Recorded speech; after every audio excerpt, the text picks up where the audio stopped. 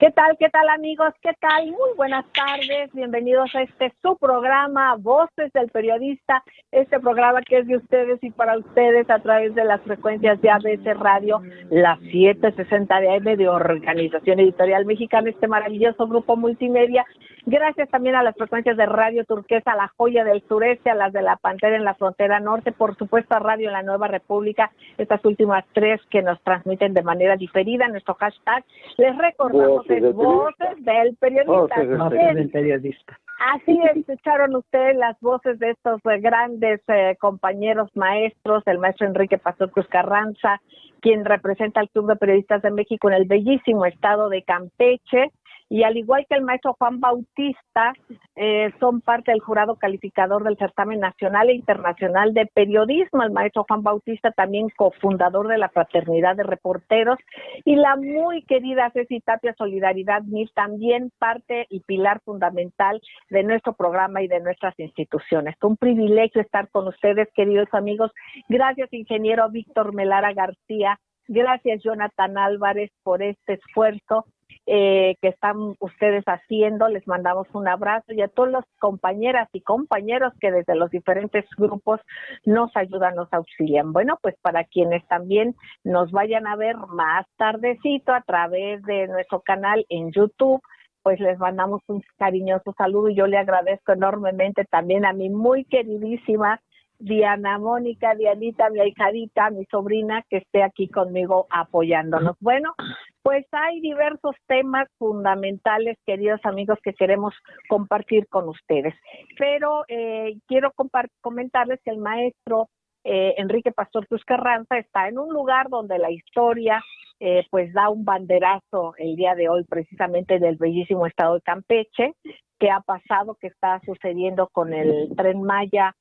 Maestro querido, y bueno, pues independientemente de todo, yo quisiera que nos comparta precisamente lo que se ha vivido por allá en esta gira del presidente Andrés Manuel López Obrador en medio de esta pandemia, además de afectaciones climáticas tremendas, porque ahorita están allá tormentas muy fuertes, y bueno, se inicia también de esta manera, me refiero con lluvias, porque seguramente será algo que fructifique muy bien, pues el inicio, el arranque del Tren Maya, querido maestro. Y bueno, pues, ¿qué nos puede usted compartir sobre este tema? Lo escuchamos. Bueno, licenciada Celeste, muy buena tarde a todo el amable auditorio de Voces de Periodistas, los compañeros, colegas periodistas.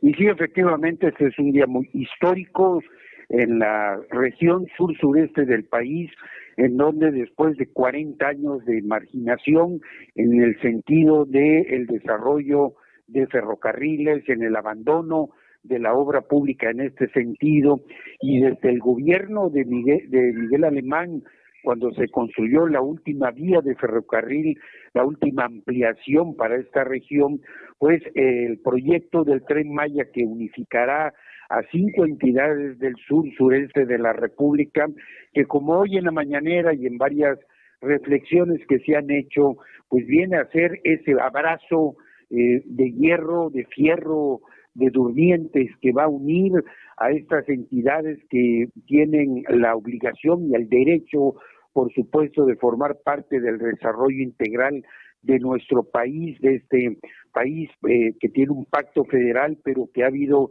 iniquidades muy sustanciales, y en donde la riqueza que se genera en el sur-sureste normalmente sale en su etapa primaria, no se ha logrado añadir valores agregados, y hoy con una visión nacionalista, integradora, por supuesto, del presidente de la República, pues se da paso a este inicio de obra fundamental e importante para que estos 5 estados de la República, Chiapas, Tabasco, Yucatán, Quintana Roo y Campeche, se abracen en el desarrollo y postergado durante tantos años, y en donde por supuesto va a ser un enorme detonador en todos los sentidos. Se derrotó, y lo decimos en el buen sentido de la palabra, esas campañas inaceptables, incomprensibles, que se dieron en el norte y en el centro del país para tratar de frenar esta obra de desarrollo fundamental para los hermanos de mexicanos en esa región de nuestro país, y en donde pues fundamentalmente vendrán a disfrutar, como lo han hecho en Cancún, como lo han hecho en las ruinas de Chichén Itzá, de Esná, como han disfrutado el arte culinario, vendrán a integrarse a ese desarrollo que largamente se mantuvo alejado en esa zona de sur-sureste.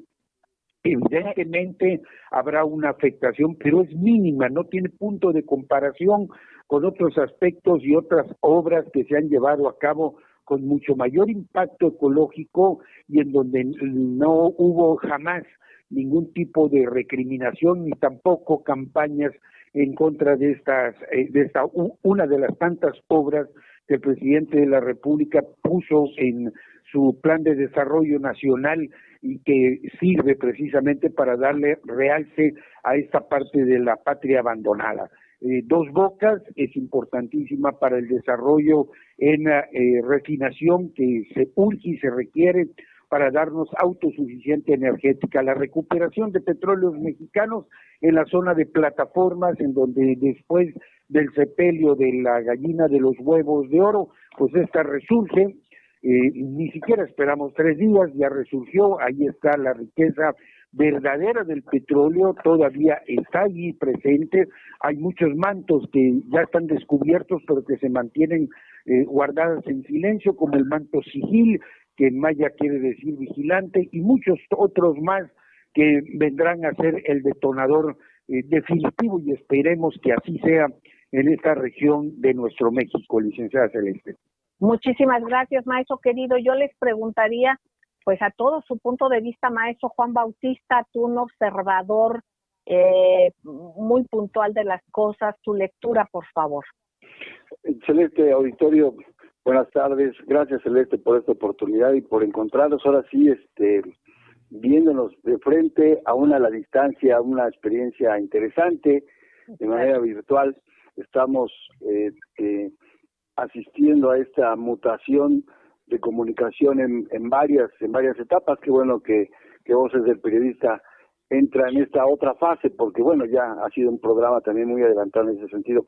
Creo que el asunto del Tren Maya, en principio, es una bandera muy importante porque es la principal gran obra, independientemente del aeropuerto de Santa Lucía, la gran obra de este sexenio. Entonces, incluso se anunció en la misma toma de posesión como el programa prioritario, y no hay que olvidar que, bueno, pues pasó casi año y medio para lograr establecer las bases, porque apenas es el banderazo.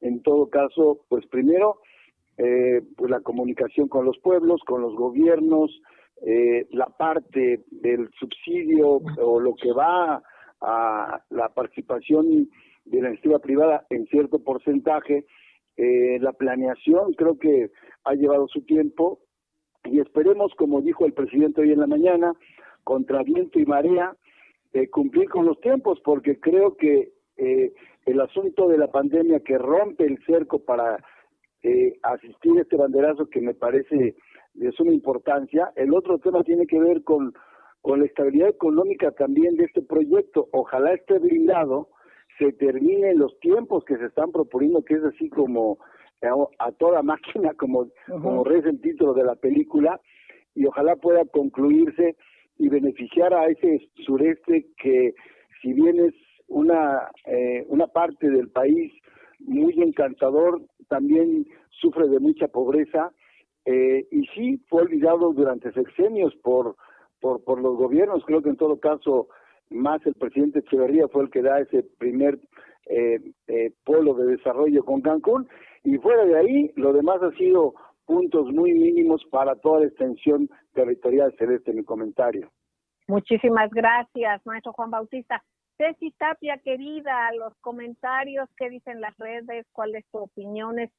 Estos días realmente son acontecimientos que quedarán en la historia, después de una resistencia tremenda por parte de pequeños grupos, pero con mucho poder económico, que trataron de poner amparos y una serie de circunstancias y sin embargo, pues ahí van para adelante. O sea, significan mucho estas acciones. Adelante, Ceci, querida.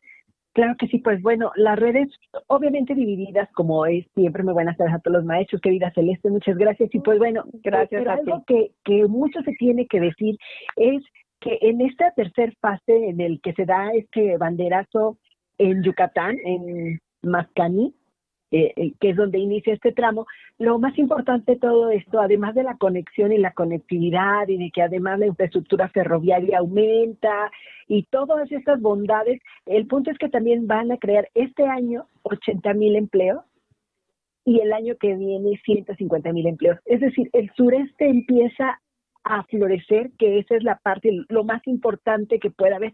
Las redes sociales pueden, por ejemplo, algunas de repente dicen, oye, pues el presidente debería estar visitando los hospitales, cuando en realidad los hospitales de COVID, la gente que no tiene la idea que están totalmente aislados, únicamente entran personal autorizado, restringido, no entra nadie, no tendría por qué entrar nuestro presidente, pero sí en hacer, porque México va a continuar y vamos a superar esta pandemia y el Tren Maya le va a dar una gran justicia o el inicio de una justicia social al sureste mexicano. Y entonces, pues bueno, esta es la parte que se dice mucho en las redes sociales y se inicia este banderazo que va de Calcaña a Izamal. Y bueno, pues esperemos que todo vaya mejor para el sureste mexicano y para todo México, porque de esta pandemia vamos a salir con grandes obras de infraestructura. Gracias, Ceci, querida. Maestro don Enrique Pastor, y lo mismo pediré sus comentarios, queridos maestros. El denominado operativo Agave Azul, maestro, ha dado como resultado el congelamiento de cuentas de origen aparentemente ilícito. Es a fondo el combate a la corrupción y lavado de dinero, maestro. Nos damos cuenta que hay un personaje que está precisamente activando y accionando todo esto, pero sin embargo luego no tiene una respuesta, al menos en la cuestión de tiempo, en lo que hemos visto, pues de una Fiscalía General de la República. Pero en este caso, en cuanto a este congelamiento de cuentas, ¿qué nos pueden compartir? Adelante, don Enrique. Bueno, efectivamente, licenciada, estamos viendo que uno de los tantos compromisos establecidos por el presidente de la República, el tema que ya hemos concluido ahorita del Tren Maya, que derivó en tantos intentos de sabotaje jurídico, finalmente fueron superados, pero ante la circunstancia del manejo de recursos de procedencia ilícita y toda una serie de circunstancias que se fueron convirtiendo casi en algo cotidiano, en una costumbre que ya llegó a convertirse en ley, pues hoy que se ha iniciado ya no de discurso, sino de fondo las averiguaciones correspondientes de la unidad de inteligencia financiera a cargo de Santiago Nieto, en donde se coadyuva el esfuerzo de supervisión, de rendición de cuenta, de análisis del gasto público por la Auditoría Superior de la Federación, que llegó a convertirse también en un momento determinado en un centro de burla de quienes, al ver las recomendaciones o los señalamientos que año con año realiza esta institución, pues se convertía en tema de pláticas y hasta de ostentación de poder e impunidad, algo vergonzoso, licenciada. Y este es un tema que yo creo que vamos a poder seguir comentando. Si no me equivoco, estamos en tiempo de corte, ¿verdad? Efectivamente, maestro querido. Vamos al corte y al regresar escucharemos al maestro Juan Bautista. No tardamos, queridos amigos. Muchísimas gracias.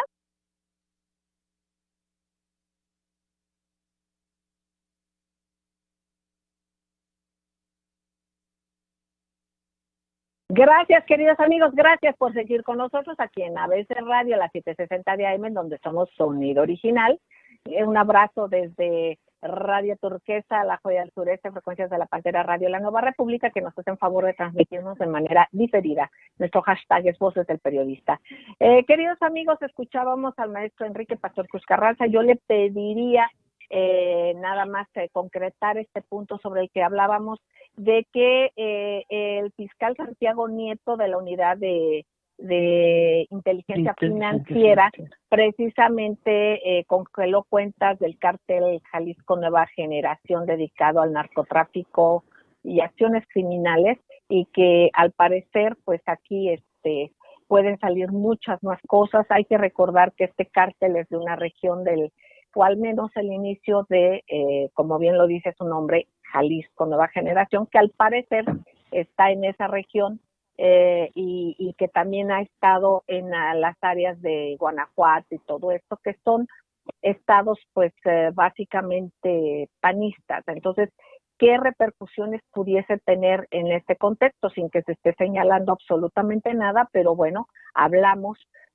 por la región a la que pertenece este cártel, y que al parecer tienen cuentas pues que están siendo confiscadas. Adelante, don Enrique.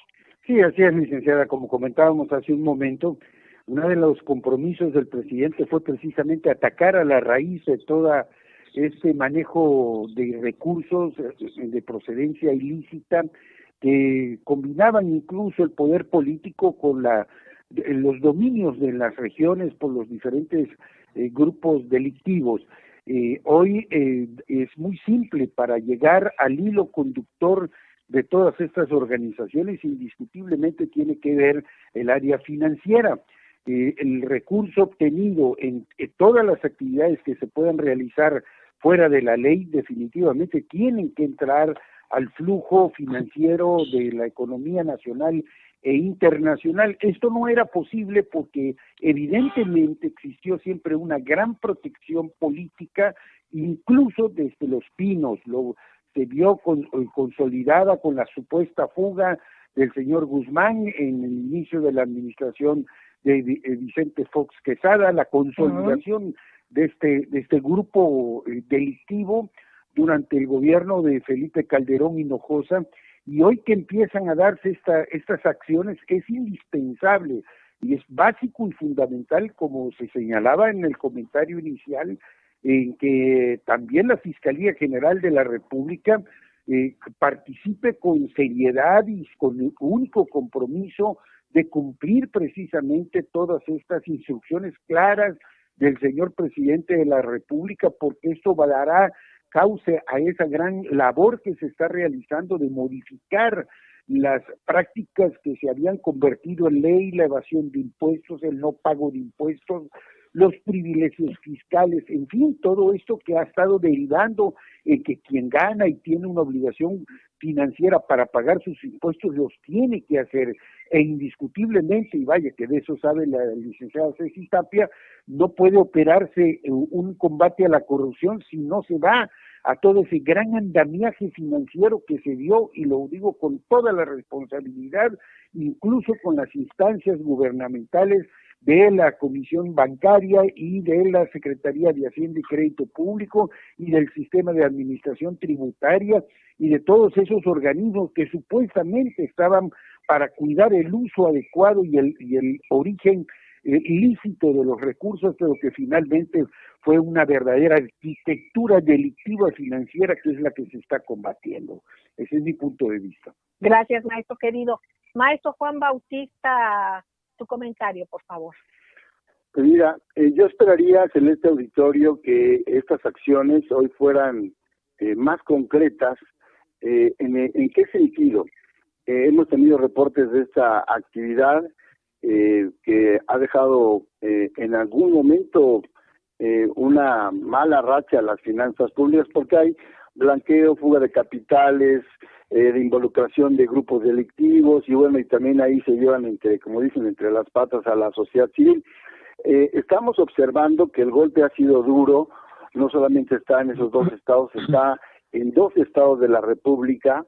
Es el cartel después el que comanda el Chapo Guzmán, creo que el que tiene mayor presencia y mayores operaciones en el extranjero, no solamente en la Ciudad de México. Ya esta organización se ha detectado que tiene actividad en España, en Italia y en algún momento hasta en Rusia. Entonces no estamos hablando de una célula pequeñita, sino que ha escalado incluso en la parte de la operación, más allá del trasiego en operaciones financieras. Por lo que se está señalando, el monto es de casi 9,000 millones de pesos, o sea, no es una cuestión menor. Hay las cuentas que se analizaron, hasta el reporte que yo leí, el que se entregó, son cerca de 3,000 operaciones, o sea que estamos hablando de un tiempo determinado y de mucha gente involucrada, o sea, no puede ser solamente un despacho, por decirlo así, sino que están diseminadas a lo largo del territorio nacional. Esa es una parte.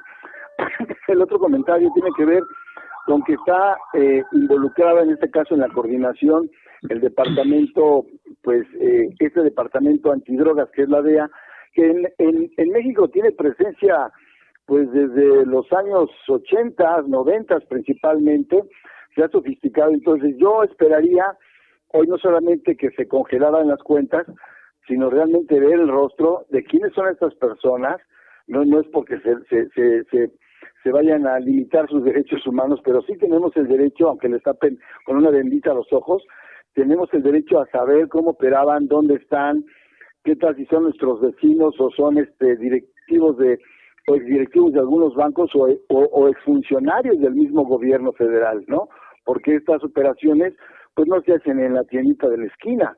Sé si también puede tener algún comentario más allá de eso, pero sabemos que estas operaciones son transnacionales, son bancarias, son inmobiliarias y son inversión, a un rubro que no se ha escarbado mucho ahí, Celeste, y que tenemos que empezar a revisarlo, son inversiones en oro que ha hecho este cártel, y también los robos y los asaltos en específico que ha hecho este cártel en especial, porque hay algunos rastros ahí de las minas de oro y de los grandes robos de lingotes que se anuncia pero no se dice nada ni se sabe nada.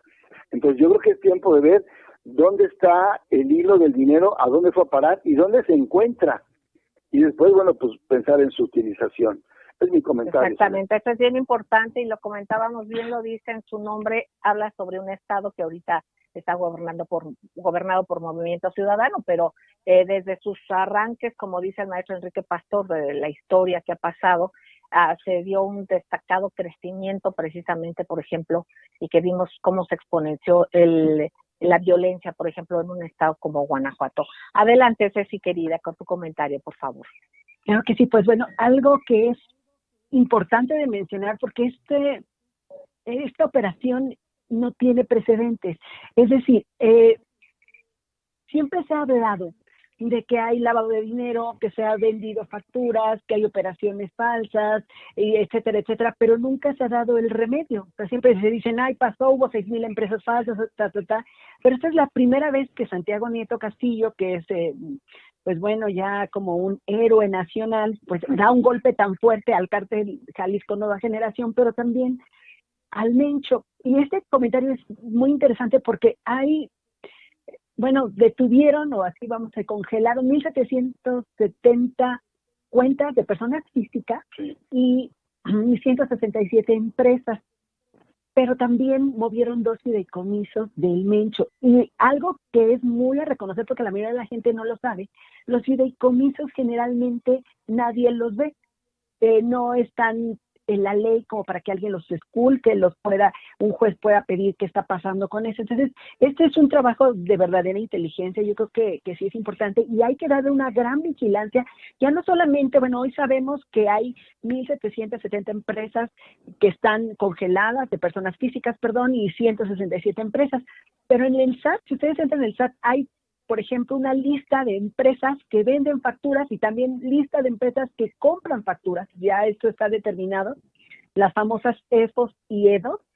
Entonces, yo creo que sería importante, como bien dice el maestro Juan Bautista, pues que exista una lista en donde diga quién está, pues, en esos mundos, pero en el SAT, ¿no? Porque a eso se lleva. Ahora, algo que también es muy importante y que a mí me gustaría mencionar es la mayoría de las personas que de a pie porque ya lo vimos el domingo con este señor que saca el brazo y dice los obreros movemos al mundo. Todas esas personas que trabajan fuertemente y que les retienen sus impuestos son los que mantienen el país. Entonces, estas empresas, yo creo que sí es muy, muy importante que nosotros reconozcamos el trabajo y el valor no solamente de lo que está haciendo Santiago Nieto, sino también todo lo que está pasando con este asunto de Castillo, de Santiago Nieto Castillo, perdón, y algo muy importante, porque todo ese dinero, cuando se termine el juicio, se debe ir a un lugar. Ustedes recuerdan que hoy hay un instituto para devolverle al pueblo lo robado. Uh-huh. Hoy el doctor Jaime Cárdenas, en días pasados, un gran reconocido catedrático de la UNAM, es director ahora y nadie lo ha dicho. Entonces, yo Jaime creo que Cárdenas, gracias.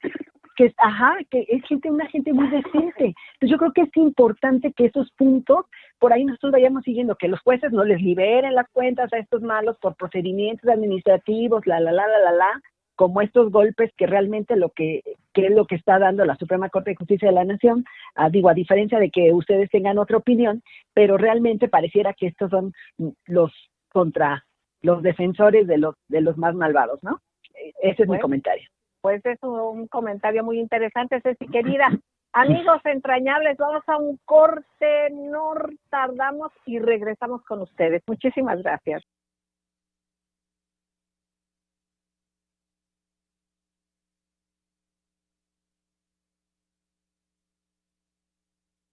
Gracias, queridos amigos, gracias por seguir con nosotros. Hashtag Voces del Periodista.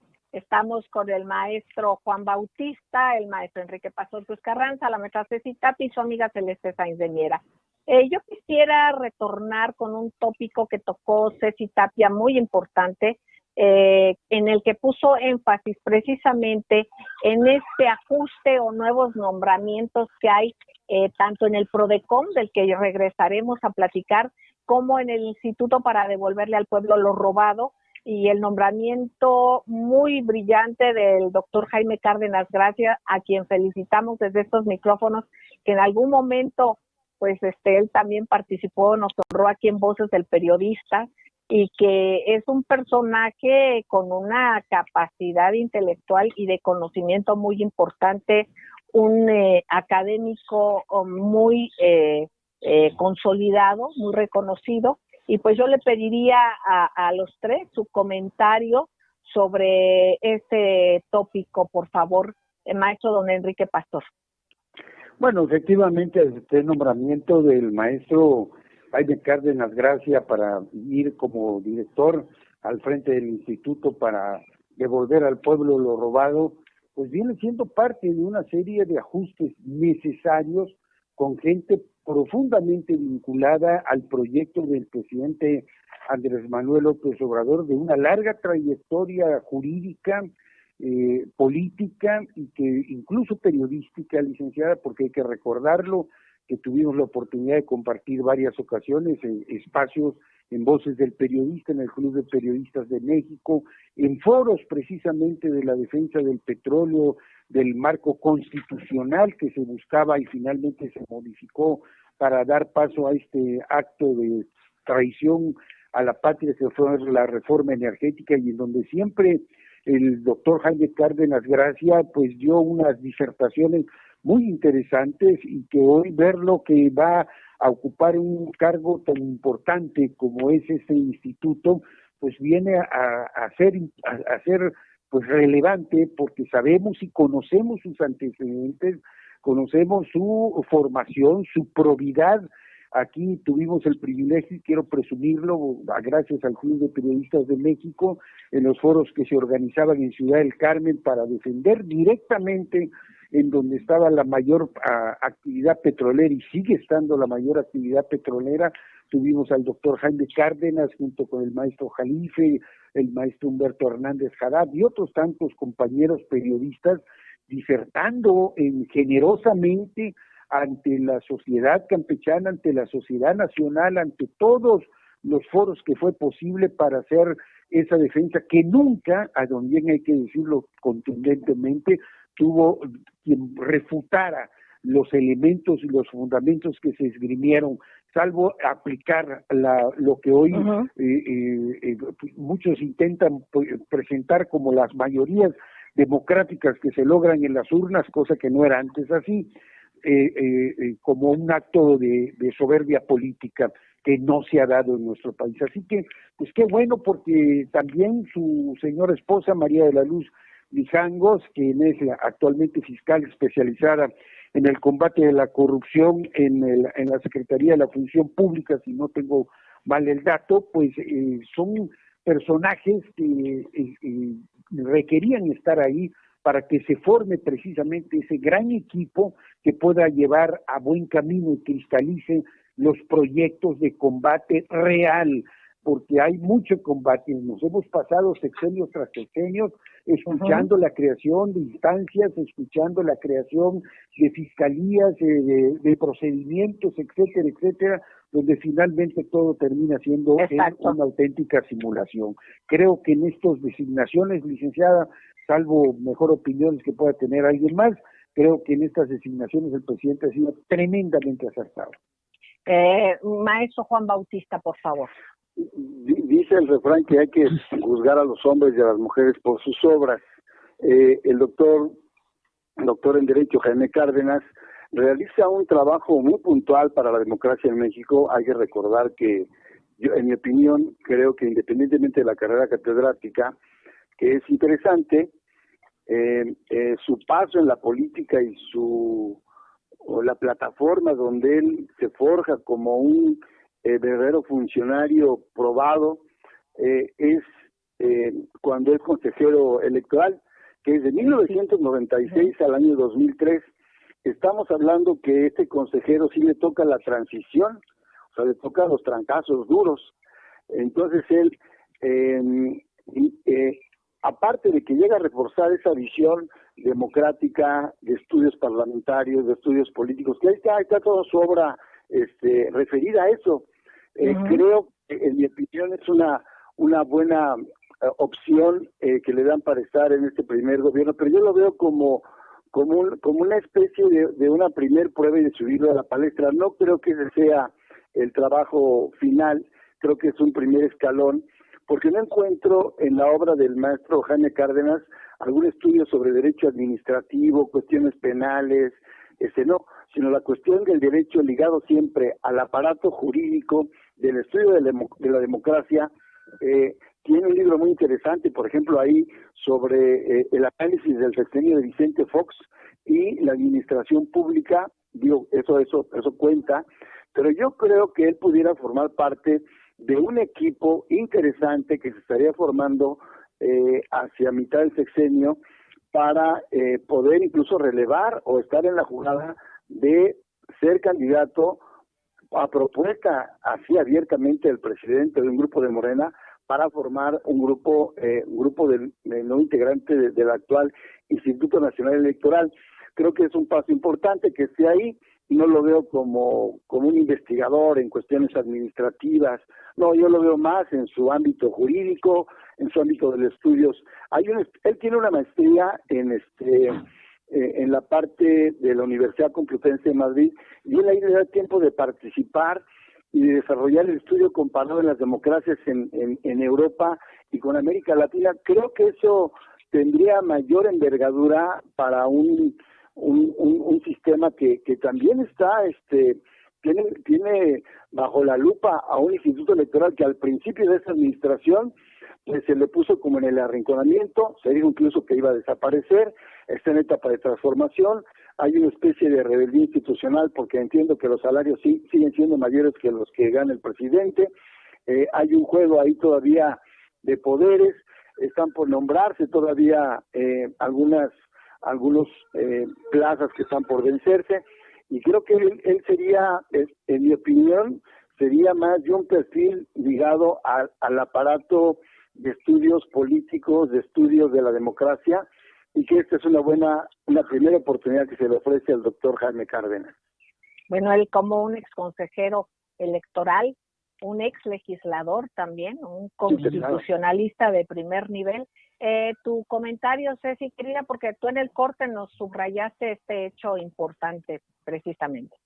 Fíjate, querida Celeste, que bueno, es muy bonito conocer a una persona que en esa historia, yo sé del maestro Jaime Cárdenas porque él, además de todo eso, que fue diputado por el PT hasta 2002, etcétera, etcétera, y que además es investigador de tercer nivel, de tiempo completo, es decir, él se ha dedicado al estudio toda la vida, se ha dado su tiempo para poder apoyar a las víctimas del sistema penal, del sistema judicial, del sistema administrativo, del sistema mercantil, en lo que pues todos sabemos que hay víctimas porque sus sistemas procesales son fallidos.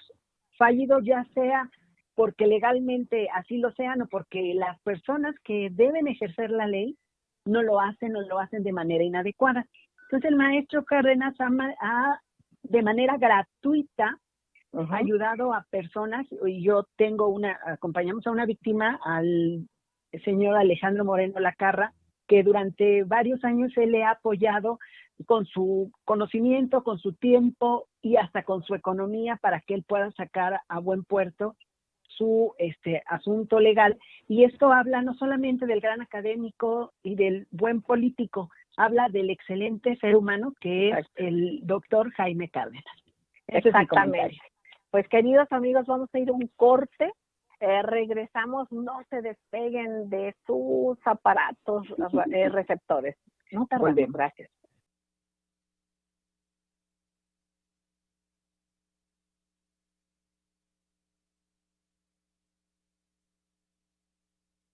Gracias, queridos amigos. Seguimos en ABC Radio para ustedes. Nuestro hashtag es Voces del Periodista, de manera diferida en Radio Turquesa, las frecuencias de La Pantera y Radio La Nueva República. Queridos amigos, se comentaba también sobre estos ajustes, sobre que ya tenga un director, la Prodecom.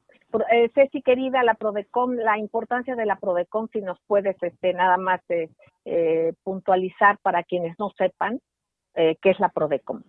Claro que sí, pues la Prodecon es el instituto, es una Procuraduría de Defensa del Contribuyente. Si tú en un momento dado tienes una multa o sientes que justamente te quitaron tu fiel, tu contraseña para poder declarar, o tienes multas o te hacen un embargo, etcétera, etcétera, y no tienes además los recursos económicos para hacer un juicio administrativo, puedes acudir a la Prodecon, que se encuentra en la Ciudad de México se encuentra en Insurgentes, pero cada estado tiene una Prodecon y sirve como árbitro, no solamente en tu defensa, en la defensa del contribuyente, sino también para poder ayudar en las injusticias, porque también de repente, vamos a ser claros, las instituciones siempre van a estar, pero a veces algunas personas que están en las instituciones hacen un mal uso de su poder, y entonces Prodecon está ahí para defender. Yo aquí quiero ir a una cuestión anecdótica que apoya esto, queridos amigos, por eso le pregunté a la mesa Ceci Tapia y ahora voy con don Enrique. Nada más de muy rápido, en la situación que hemos comentado aquí de una acusación totalmente injusta y que ya está probado y que ganó el maestro Enrique Pastor Cruz Carranza, pues un ex gobernador de Campeche, este señor Fernando Eutimio Ortega Bernés, le dejó sembrado al maestro una situación totalmente injusta, una cuestión inventada, y bueno, de acuerdo a todo lo que sucedió y los resultados que hubo muy positivos, fue la generosidad de Ceci Tapia, nuestra querida Solidaridad 1000, y el acudir a Prodecom. ¿Y cómo dieron seguimiento a esto? Pues que el maestro está transmitiendo, como lo dijo un rato, desde su casa y no desde una palmera, como decía usted, maestro, adelante. Así es, licenciada. Efectivamente es interesante que se siga recuperando la institucionalidad de las dependencias, y Prodecom es hoy por hoy, y lo digo con todo conocimiento, y la generosidad de usted, licenciada, que también abanderó nuestra lucha junto con Ceci Tapia y con todos los colegas y compañeros del Club de Periodistas de México, en que las instituciones no pueden convertirse en instrumento de acoso, persecución, censura y de venganzas personales. Qué bueno que Prodecom va a tener un nuevo director y ojalá se fortalezca, porque estas son las instituciones que hacen creer en que en un país como el nuestro se tiene que avanzar en democracia, en equidad y justicia, en una aplicación de ley a todos, sin distingo y sin consigna. Muchísimas gracias, maestro. Maestro Juan Bautista, eres un estudioso del periodismo, eres un investigador y no podrías dejar de hacerlo en una situación de tanto fondo como es un nuevo sistema de vida que nos ha mostrado este confinamiento. Oportunidades, como tú les llamas también. Yo te pediría, por favor, tus reflexiones sobre el tema. Ya, Celeste, realmente pareciera un tema obvio y hasta inútil, pero creo que hoy esas cosas, esos temas, estas situaciones que hoy nos tienen el confinamiento, se han convertido en parte de nuestra vida diaria. Eso que antes decía la gente, no tengo tiempo, no tienen tiempo para pensar, no tienen tiempo para los hijos, no tienen tiempo para arreglar su interior, no tienen tiempo para la meditación, no tienen tiempo para las lecturas.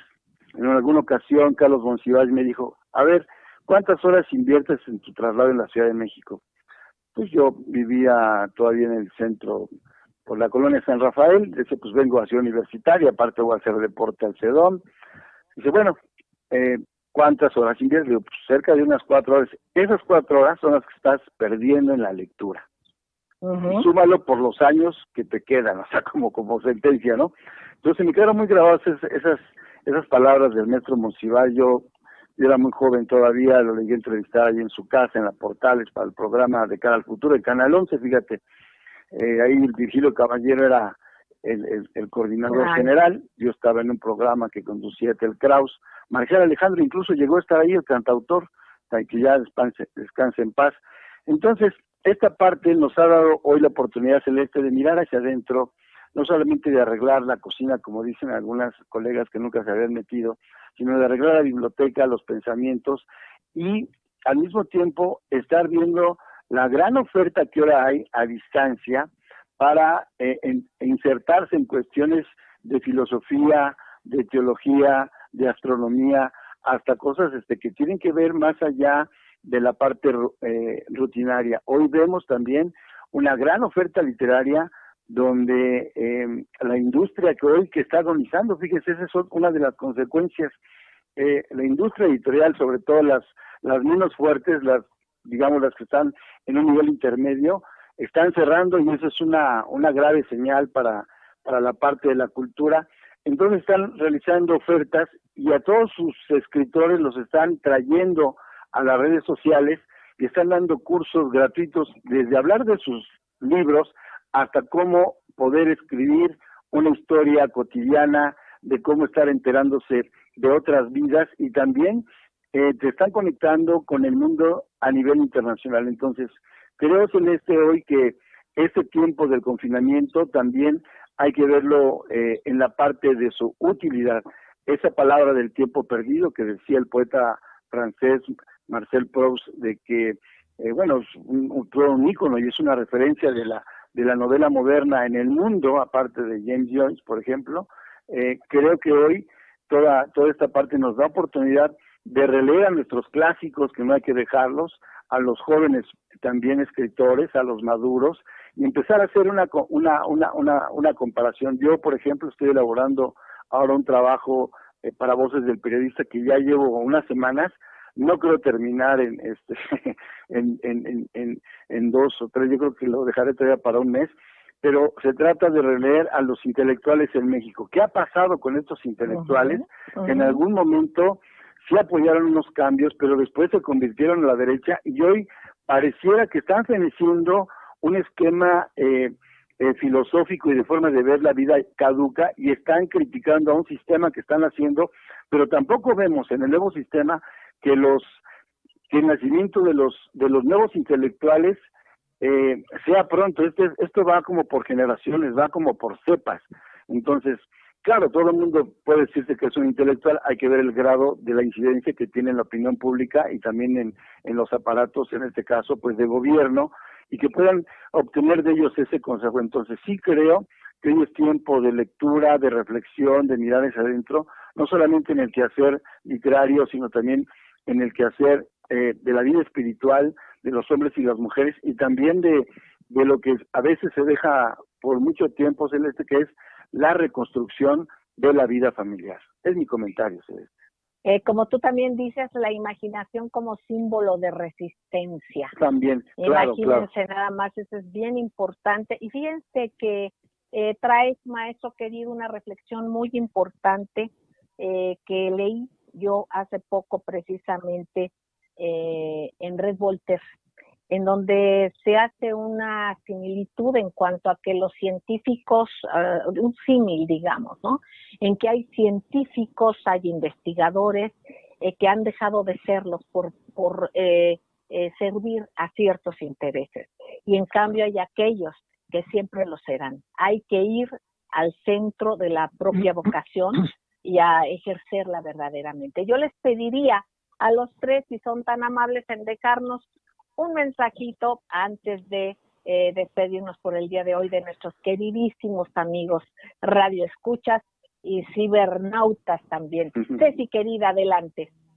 Claro que sí, pues yo quiero pedirle a todos nuestros amigos que se informen, que lean, que se preparen. Hay muchas cosas por saber muy buenas, también algunas malas, pero tenemos que estar pendientes y cuando se tenga que levantar la voz, pues se levante. Cuando se tenga que actuar en pro de la justicia, se haga, pero siempre con el pensamiento crítico. Eso es todo, querida Celia. Gracias, Ceci. Maestro don Enrique, por favor, adelante. Bueno, que este confinamiento nos ha permitido reencontrar muchos hilos perdidos y conductores, como señalaba el maestro Juan. Hemos vuelto a tener más tiempo para nuestra familia, nuestros hijos, nuestros nietos y para nosotros mismos. No hay mal que por bien no venga, dice el dicho, y ahí está la sabiduría. Y bienvenido Mario Alonso, maestro querido. Así es, Mario Alonso, nuestro nieto. Exactamente. Lluvias y coronavirus. Así pero precioso. Además todos traen el sello del maestro Enrique Pastor Cruz Carranza. Un abrazo, maestro, ya gracias a toda la familia. Maestro Juan Bautista, por favor, querido Juan. Pues un abrazo, Celeste, y festejo contigo esta nueva forma de comunicación. Tengo una sensación de más cercanía y así creo que hoy la gente debe, pues es una nueva forma de comunicarnos, empezar a acercarnos y sobre todo si podemos fuera del chat y de los mensajitos encontrarlos, verlos, ya vendrá tiempo de abrazarnos, pues que lo realicemos con el mismo espíritu de amistad y de cariño y que el confinamiento no nos deje en el rincón de los recuerdos. Exactamente, maestro querido, y además felicitándote por el trabajo que estás haciendo y las reflexiones también para el fortalecimiento del área académica del Club de Periodistas de México, en la que trabajamos todos, pero que tú estás llevando a cabo, maestro, de manera espectacular. Ya daremos buenas noticias, queridos amigos. A todos, queridos maestros, todo el cariño, y a ustedes, amigos entrañables, un beso tronadísimo. ¿Saben qué? Sigan en estas frecuencias. ¿Por qué? Porque aquí se escucha plural, aquí se escucha diverso, y de eso es de lo que se trata. Muchísimas gracias, un beso reiterado y nos escuchamos y nos vemos el próximo viernes. Gracias.